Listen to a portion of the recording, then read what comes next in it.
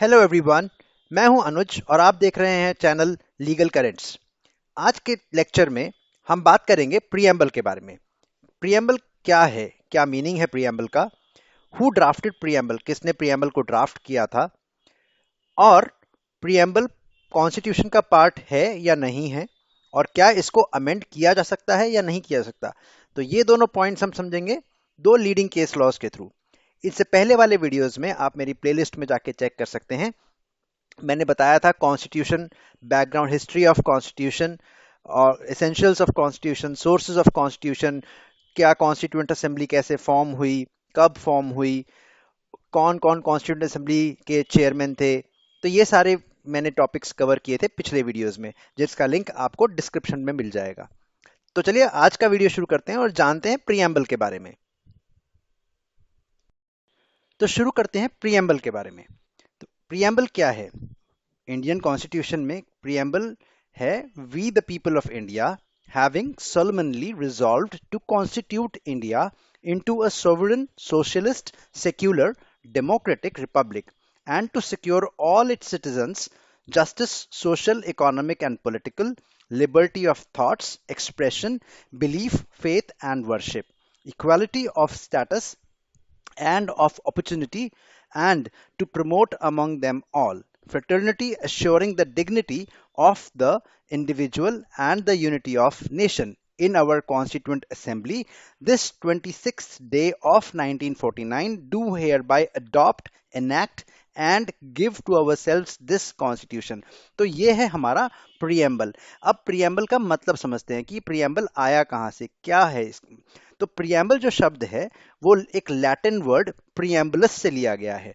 प्रीएम्बुलस इसका मतलब है टू गो बिफोर, यानी कि इंट्रोडक्शन। तो जैसे आप कोई भी बुक लेते हैं तो उस बुक में पहला पेज जो होता है वो प्रीफेस का होता है या कंटेंट्स का होता है। तो वो क्या बताता है कि उस बुक के अंदर क्या क्या टॉपिक्स हैं, क्या क्या सब्जेक्ट, क्या क्या टॉपिक्स के बारे में उस बुक के अंदर दे रखा है। इसी तरीके से कोई भी लेजिस्लेशन या कोई भी कॉन्स्टिट्यूशन अपने एक प्रीएम्बल के साथ आता है, मतलब कि एक इंट्रोडक्टरी स्टेटमेंट के साथ आता है। तो इंट्रोडक्टरी स्टेटमेंट क्या बताता है? इंट्रोडक्टरी स्टेटमेंट बताता है कि क्या उस कॉन्स्टिट्यूशन का या क्या उस लेजिस्लेशन का क्या पर्पस है, क्या फिलॉसफी है, क्या उसके यूजेस हैं, क्या आइडियाज, एस्पिरेशंस हैं, प्रिंसिपल्स और ऑब्जेक्टिव्स हैं। तो ये एक इंट्रोडक्टरी स्टेटमेंट बताता है। तो प्रीएम्बल क्या है? एक इंट्रोडक्टरी स्टेटमेंट है। अब समझते हैं कि प्रीएम्बल को कब और किसने ड्राफ्ट किया था।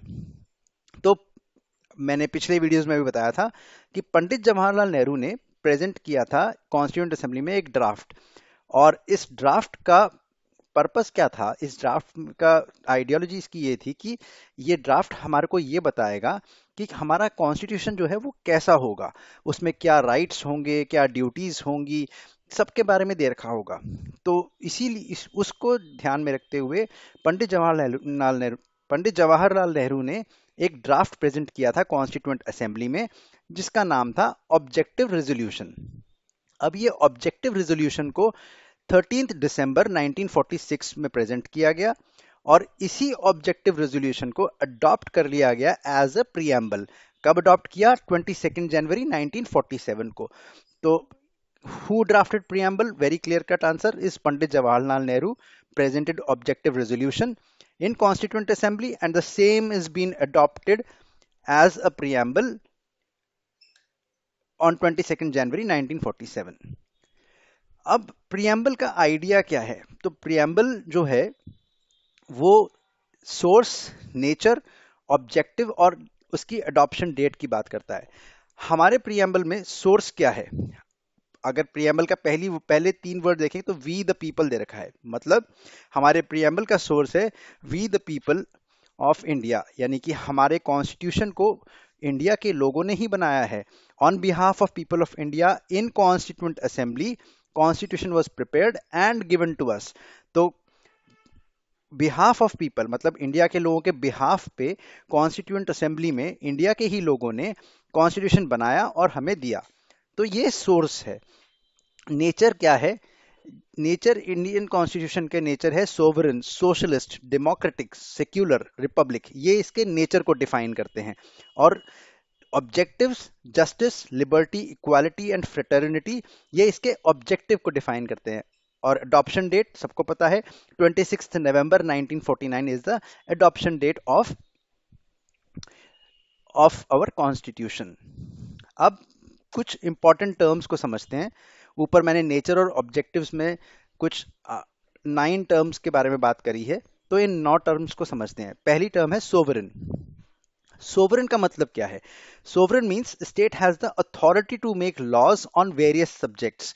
मतलब कि स्टेट यानी कि गवर्नमेंट के पास अथॉरिटी है कि वो लॉज फॉर्म कर सकती है, लॉज बना सकती है, हर सब्जेक्ट को लेके, बहुत सारे सब्जेक्ट्स को लेकर के लॉज बना सकती है। लेकिन वो लॉज उस रूल्स और लिमिटेशंस के तहत होने चाहिए जो कॉन्स्टिट्यूशन में सेट कर रखे हैं। जो कॉन्स्टिट्यूशन में रूल्स और लिमिटेशंस बनाई गई हैं, उसके अंदर रह के वो लॉज बनाती है गवर्नमेंट। अब इसके दो एस्पेक्ट हैं, इंटरनल सोवरेनिटी और एक्सटर्नल सोवरेनिटी। इंटरनल सोवरेनिटी क्या है कि government is freely elected by its own people and has power to make laws for them. तो जो इंडियन गवर्नमेंट है, जो सरकार है, वो इलेक्ट कैसे की जाती है? फ्रीली इलेक्ट की जाती है बाय पीपल। हम लोग वोटिंग राइट्स अपना लेते हैं और वोट इलेक्ट करते हैं, और तब जाके हमारी गवर्नमेंट बनती है। और वो जो गवर्नमेंट बनती है, उसको पावर मिलती है कि वो लॉज बना सकती है हम लोगों के लिए। एक्सटर्नल सोवरेनिटी का मतलब है कि कोई भी external forces, external foreign powers से इन्फ्लुएंस नहीं होती है। The country is not under the control of any foreign powers and is free to make its own decisions. तो हम अपने इंटरनल मैटर्स के लिए एक्सटर्नल कंट्रीज या एक्सटर्नल फोर्सेस को हम इंटरफियर नहीं करने देते, एक्सटर्नल पावर्स को इंटरफियर करने नहीं देते हैं।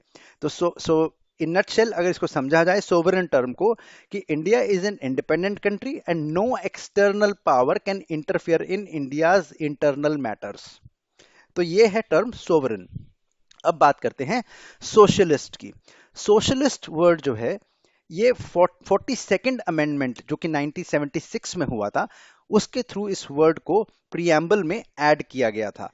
और इसका मतलब ये है कि the mean that Indian Constitution aims to make sure that everyone is treated fairly, not just in terms of laws but also in social economy and economic aspect. तो not in terms of social and economic aspect, but जो constitution जब form हुआ, तो socialist term को जो लिया गया, वो एक आइडियोलॉजी के तहत लिया गया था। और वो आइडियोलॉजी किसकी थी? वो महात्मा गांधी की और पंडित जवाहरलाल नेहरू की आइडियोलॉजी थी, जिसमें उनका कहना ये था कि जो एक वेलफेयर स्टेट फॉर्म करना है। और वेलफेयर स्टेट कैसे फॉर्म होगा? जब हम poverty, ignorance, inequality of opportunities, इन सब को अपनी सोसाइटी से रिमूव कर देंगे, इरेडिकेट कर देंगे, तब एक वेलफेयर स्टेट फॉर्म होगा। इसका मतलब कि जब वेलफेयर स्टेट फॉर्म होगा, हम हर व्यक्ति को समानता से ट्रीट करेंगे, fairly, with no differentiation because of their caste, religion और एनी अदर रीजन। कोई डिफरेंशिएशन नहीं रखेंगे किसी को ट्रीट करने में। तो no one should be treated differently because of their caste, religion और where they come from. So in simple words, make it's about making sure that everyone is equally treated. तो ये है सोशलिस्ट। ये I hope ये आपको समझ में आ गया होगा। In case you have any questions around it और any topic around this video, you can drop a note in the comments section. आगे बढ़ते हैं, समझते हैं सेक्युलर। सेक्युलर वर्ड को भी 42nd अमेंडमेंट में ऐड किया गया था। 42nd अमेंडमेंट 1976 के थ्रू इसको ऐड किया गया था, जैसे सोशलिस्ट को ऐड किया गया था। अब सेक्युलर का मतलब यह है कि इंडिया का अपना कोई रिलीजन नहीं है। कोई, it means state has no religion of its own. मतलब इंडिया का अपना कोई रिलीजन नहीं है, और इंडिया जो है वो पॉजिटिव सेक्युलरिज्म को फेवर करता है। पॉजिटिव सेक्युलरिज्म मतलब कि इंडिया में रहने वाले हर इंडिविजुअल को फ्रीली जिस भी रिलीजन को अपनाना चाहता है, उसको प्रोपगेट करना चाहता है, प्रैक्टिस करना चाहता है, प्रोफेस करना चाहता है, वो कर सकता है। Free to choose the religion and free to profess, practice and propagate the religion. So that's where we are a secular state. अब फोर्थ पॉइंट है डेमोक्रेटिक। डेमोक्रेटिक जो वर्ड है, ये एक ग्रीक वर्ड से लिया गया है, डेमोस कार्तोस। तो ये ग्रीक वर्ड डेमोस कार्तोस से लिया गया है। इसमें डेमो का मतलब है पीपल, और क्रेसी यानी क्रेटिक में क्रेसी जो है वो है रूल, यानी रूल बाय पीपल। तो इंडियन कॉन्स्टिट्यूशन जो है, it means that government is formed by the will of people. हमारी मर्जी से हम चुन के लाते हैं अपनी गवर्नमेंट को, हम वोट देते हैं, तब इलेक्ट करके लेके आते हैं गवर्नमेंट को। और that is where one person one vote का राइट है, मतलब हर आदमी एक ही वोट दे सकता है। और the people of India elects their government at all levels, not at the center level, not at the union level, but at the state level, local level, by a system of one man one vote। इस system के through हम अपनी सरकार खुद चुनते हैं, so by the will of people, and that is where the term democratic comes।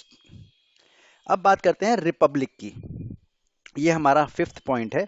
Republic का मतलब है a form of government in which the head of state is an elected person। देखिए सारे टॉपिक्स, सारे जो पॉइंट्स हैं वो एक दूसरे से रिलेटेड है, कहीं ना कहीं सारी बात एक ही बार रिपीट हो रही है। अभी हमने डेमोक्रेटिक में समझा कि हम इलेक्ट करके लेके आते हैं। रिपब्लिक क्या है? रिपब्लिक में भी जो हेड ऑफ द स्टेट है, हेड ऑफ द स्टेट कौन है? हमारा रियल हेड कौन है? Prime minister. नॉमिनल हेड कौन है? प्रेसिडेंट। और ये दोनों कैसे आते हैं? इलेक्शन के थ्रू आते हैं, इलेक्ट करके लाए जाते हैं। यहाँ पे ये नहीं है कि राजा के बेटा राजा बनेगा या कोई हेरिडेटरी से चला आ रहा है, ऐसा कुछ नहीं है। सो this means a form of government in which the head of the state is an elected person and not a hereditary monarch like the king or queen in Great Britain। जैसा Britain में होता है, होता रहा है पहले, वैसा नहीं है। तो हम अपने प्राइम मिनिस्टर या प्रेसिडेंट सबको हम इलेक्ट करते हैं। अभी पिछले पॉइंट पर भी हमने यही समझा था कि हम अपनी सरकार खुद बनाते हैं by the will of people. यहाँ पे भी क्या है, रिपब्लिक में भी क्या है कि हम जो भी अपना हेड ऑफ द स्टेट लेके आते हैं वो खुद इलेक्ट करके लेके आते हैं। अब बात करते हैं नेक्स्ट पॉइंट की, वो है जस्टिस। तो जस्टिस वर्ड जो सिग्निफाई करता है वो तीन इंपॉर्टेंट जस्टिस के बारे में बताता है। क्या? सोशल जस्टिस, इकोनॉमिक जस्टिस और पॉलिटिकल जस्टिस। सोशल जस्टिस का मतलब ये है कि डिस्क्रिमिनेशन को खत्म करना है। वो डिस्क्रिमिनेशन चाहे सेक्स को लेकर के हो, चाहे कलर को लेकर हो, क्रीड को लेकर हो, रेस, रिलीजन, किसी भी चीज को लेकर के वो डिस्क्रिमिनेशन हो, उस डिस्क्रिमिनेशन को खत्म करना है। Abolition of untouchability. It also includes improvement in the condition of backward classes. ये है सोशल जस्टिस। इकोनॉमिक जस्टिस, जो जो ग्लेरिंग इनइक्वालिटी है, वेल्थ की जो ग्लेरिंग इनइक्वालिटी है, उसको एलिमिनेट करना है। और political justice, again the same thing, that everyone has a equal political rights to elect, to vote and equally access to all political offices in the government. तो ये political justice है। तो justice क्या है? Social justice, economic justice and political justice. Social justice में क्या होता है? Abolition of discrimination from among on the basis of sex, colour, caste, creed, religion, इन सब का एबॉलिशन होता है। इकोनॉमिक जस्टिस में एलिमिनेशन ऑफ ग्लेरिंग इनइक्वालिटीज है। और पॉलिटिकल जस्टिस में क्या है? All citizen should have equal political rights. Seventh point है इक्वलिटी। इक्वलिटी में अब कोई भी राइट अगर सरकार देती है, कोई भी राइट अगर सरकार देती है और उसको वो सपोर्ट नहीं करती है, तो क्या आप उस राइट को एंजॉय कर पाएंगे? नहीं कर पाएंगे। तो जब आप उस राइट को एंजॉय ही नहीं कर पाएंगे, इसीलिए equality implies that equal status and opportunities to develop his or her capacities. तो बराबर की अपॉर्चुनिटीज मिलनी चाहिए, बराबर का स्टेटस होना चाहिए और अपॉर्चुनिटीज मिलनी चाहिए, जिससे कोई भी व्यक्ति देश में रहने वाला वो अपनी कैपेसिटीज के हिसाब से अपने आप को डेवलप कर सके। इसीलिए इसको इक्वालिटी कहा गया है। लिबर्टी, लिबर्टी का मतलब ये नहीं है कि आप कुछ भी कर सकते हैं। Liberty means you can do what the law says you can do. जो कानून बोल रहा है उसके हिसाब से आप कुछ भी कर सकते हो, लेकिन कानून के दायरे के बाहर जाके आप कुछ करोगे तो वो गलत है। That's where liberty means you can do what the law says you can. The country's laws and rules makes sure we have this freedom, but it's not a free pass to do anything you want। वही मैंने बताया कि आप कानून के दायरे में रह के आप सब कुछ कर सकते हो, लेकिन इसका मतलब आपको फ्रीडम है। इसका मतलब ये नहीं है कि आप जो कानून के दायरे के बाहर है वो भी कर लोगे, तो वो फ्री पास नहीं है आपके पास। तो liberty always in the preamble come is a total free, it's actually not a total freedom, it comes with some rules, some legislation, some laws। तो लिबर्टी हमेशा, फ्रीडम तो है, फ्रीडम तो रहेगी, लेकिन वो फ्रीडम एक एक एक लेजिस्लेशन के साथ अटैच होके आती है। तो ये है लिबर्टी। इसमें नेक्स्ट टॉपिक है, नेक्स्ट पॉइंट है फ्रेटर्निटी का। फ्रेटर्निटी का मतलब है ब्रदरहुड, मतलब हम अपने देश में पहले देशवासी हैं और सब भाईचारे के साथ रहते हैं, तो ब्रदरहुड के साथ रहते हैं, वे part of a big family like brothers and sisters. इन और इसमें एक और टॉपिक आता है यूनिटी एंड इंटीग्रिटी का। अब यूनिटी एंड इंटीग्रिटी कैसे हो गया? India, in the country like India, it is necessary to prioritize the expression of unity and integrity that can be preserved only by spirit of brotherhood. अब जब brotherhood होगा, यानी जब फ्रेटर्निटी होगी, तो यूनिटी और इंटीग्रिटी अपने आप फॉल करेगी इन प्लेस। तो इंडिया हैज वन सिटीजनशिप। आप कहीं भी किसी भी देश में रहते हो, आपको पहले आप इंडियन सिटीजन हो, बाद में कुछ और हो। India has one citizenship. Every citizen should feel he is Indian first, irrespective of any bias, any basis. तो ये है फ्रेटर्निटी। तो ये कुछ 9 पॉइंट्स थे जिनके बारे, जो प्रियम्बल के बहुत इंपॉर्टेंट पॉइंट्स हैं, और जिनको अगर आपके पास क्वेश्चन आता है प्रियम्बल को लेकर के, तो ये 9 पॉइंट्स को एक्सप्लेन करना बहुत अच्छा होता है, आपके को मार्क्स स्कोर करने के लिए बहुत अच्छा होता है। अब प्रियम्बल का दूसरा टॉपिक है इसमें कि क्या प्रियम्बल जो है कॉन्स्टिट्यूशन का पार्ट है और क्या इसको अमेंड किया जा सकता है। तो इसको समझने से पहले हम ये समझते हैं, एक प्रोविजन है हमारे कॉन्स्टिट्यूशन में, वो है आर्टिकल 368। और आर्टिकल 368 बात करता है पावर ऑफ पार्लियामेंट। मतलब पावर ऑफ पार्लियामेंट, तो इस आर्टिकल को यूज करके पार्लियामेंट जो है वो कॉन्स्टिट्यूशन को अमेंड कर सकती है। पर समझने वाली बात यह है, हम बात कॉन्स्टिट्यूशन की कर रहे हैं, प्रियम्बल को अमेंड कर सकते हैं या नहीं कर सकते, और प्रियम्बल क्या कॉन्स्टिट्यूशन का पार्ट है या नहीं है। तो इसके लिए 2 लीडिंग केस लॉज हैं। पहला केस लॉ है re Berubari union and exchange of enclaves. अब रे बेरुबरी केस में आर्टिकल 368 को यूज करते हुए कॉन्स्टिट्यूशन के किसी भी पार्ट को आप अमेंड कर सकते हो, लेकिन preamble is not a part of constitution, ये कहा था सुप्रीम कोर्ट ने। तो यही मैंने लिखा हुआ है, in this case supreme court held that through article 368 parliament can amend any part of constitution, however preamble is not a part of constitution, so as per this case, as per रे बरूबरी case, preamble cannot be amended। तो क्या रे बरूबरी case में क्या समझा कि preamble जो है, पहली चीज वो कॉन्स्टिट्यूशन का पार्ट ही नहीं है, और जब वो कॉन्स्टिट्यूशन का पार्ट नहीं है तो वो उसमें पार्लियामेंट आर्टिकल 368 को यूज करके उसको अमेंड कर भी नहीं सकती। अब इस केस में एक मेजर पॉइंट जो था वो सुप्रीम कोर्ट से मिस हो गया, और वो पॉइंट ये था कि जो प्रियम्बल है उसको भी अडॉप्ट और इनेक्टेड उसी तरीके से किया गया, उसी प्रोसीजर से किया गया जैसे बाकी के कॉन्स्टिट्यूशन के पार्ट्स को किया गया था। तो दिस, और जो ये पॉइंट है इसको ऑब्जर्व किया गया दूसरे केस में। और दूसरा केस कौन सा था? Kesavananda Bharati versus state of Kerala.